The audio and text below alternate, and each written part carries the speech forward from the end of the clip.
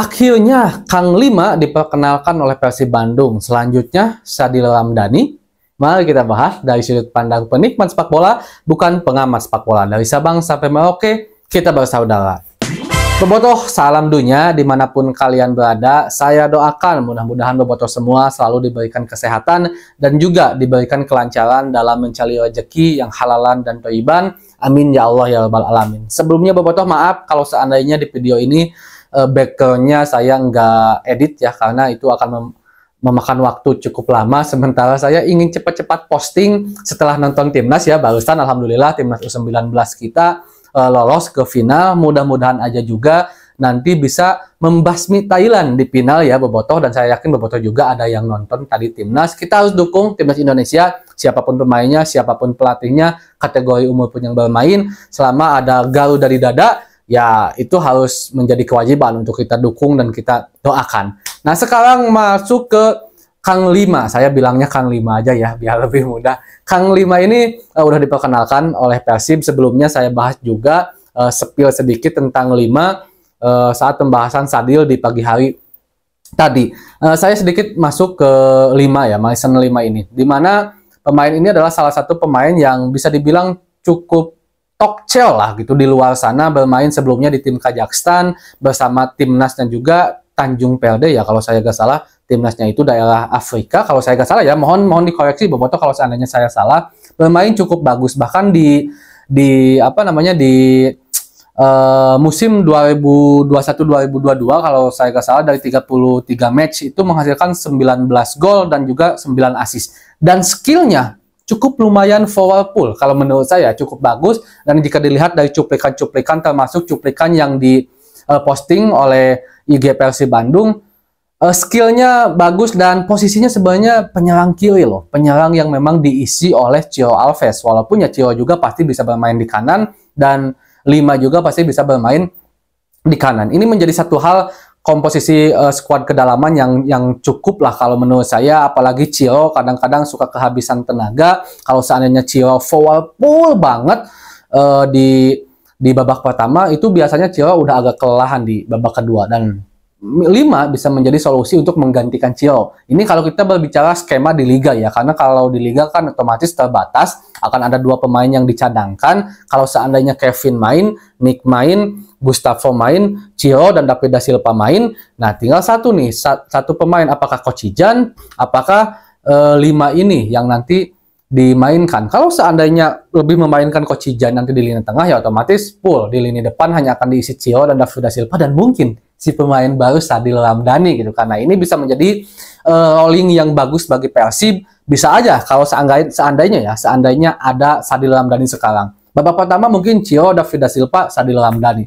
Babak kedua bisa aja nanti Dimas Derajat, main juga Lima, main juga Rian Kurnia, dan mudah-mudahan Febri juga cepat sembuh, atau juga Beckham Putra. Ini jadi satu hal yang mantap banget untuk rolling lini serang Persib Bandung. Yang jelas Lima ini memiliki kualitas, walaupun memang udah bisa dibilang lama nganggur ya. Ada bilang dari Januari, ada juga yang bilang dari bulan Oktober ya. Lima ini cukup nganggur, tapi kalau untuk pemain-pemain luar biasanya memang jaga pola fisik, jaga pola makannya itu terjaga. Jadi ya mudah-mudahan aja Lima ini bisa kembali kepada top performanya lah. Nanti berlatih lagi bersama Persib, meningkat lagi fisiknya, dan sepertinya esok atau 2 hari ke depan udah bisa kita lihat berlatih, atau seenggaknya kalau besok juga latihan-latihan ringan dulu lah. Dan pastinya skuad kedalaman Persib Bandung sekarang udah bisa dibilang sepadan lah. Cukup di lini tengah punya Delpino, punya Dedi, punya Marco, punya Azikri pemain muda, punya Irianto, punya Adam Alis juga gitu kan. Robby Darwish bisa bermain di situ juga.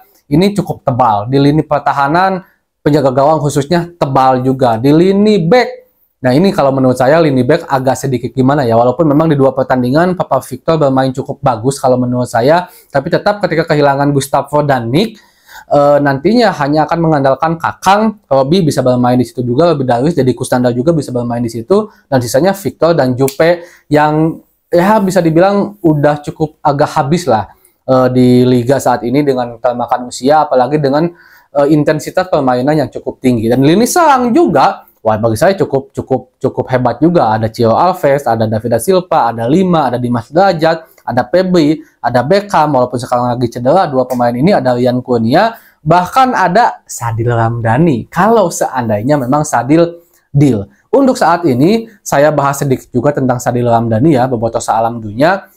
Sadil, aduh iya kalau bobotoh teu enakeun pisangnya ngalek-lek hapun tanita anu masihan acuk alhamdulillah tidak rencangan fat spotwell.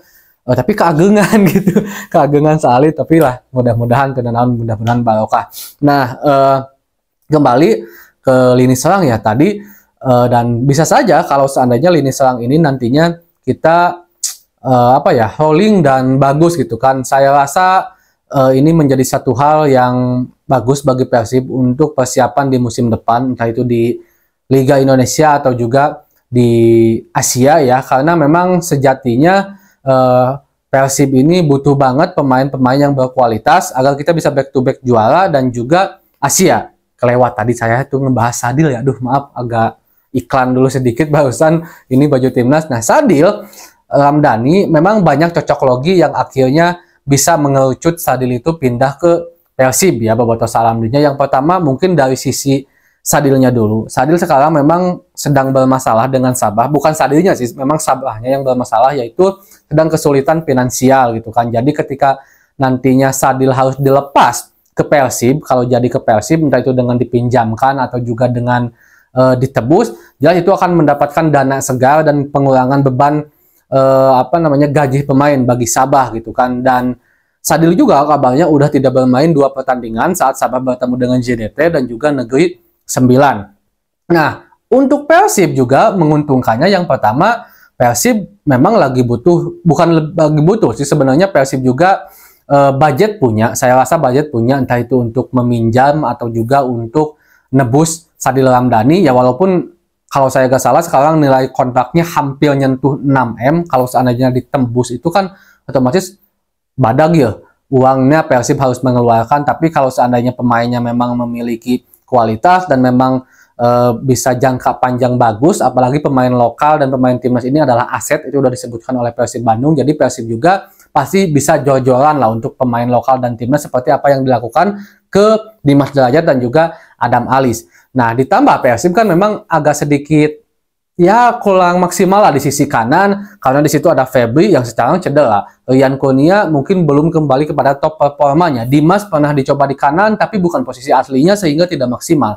Beckham juga terkadang bagus, terkadang enggak, yang sekarang cedera juga. Arsan Makarin juga udah hengkang dari Persib Bandung. Jadi semakin cocok skuad kedalaman. Persib butuh pemain yang bisa bermain di kanan dan juga permainannya bagus seperti Sadil. Sabah juga butuh duit dari Persib kalau seandainya ditebus dan dipinjamkan. Tinggal satu lagi, Coach Bojan Hodak. Nah, ini tinggal nunggu persetujuan Coach Bojan. Kalau seandainya Bojan setuju, saya rasa tinggal nunggu hitungan hari atau jam Sadil diperkenalkan oleh Persib Bandung. Kita update aja nanti bobotoh seperti apa kelanjutannya tentang Sadil Ramdhani ini.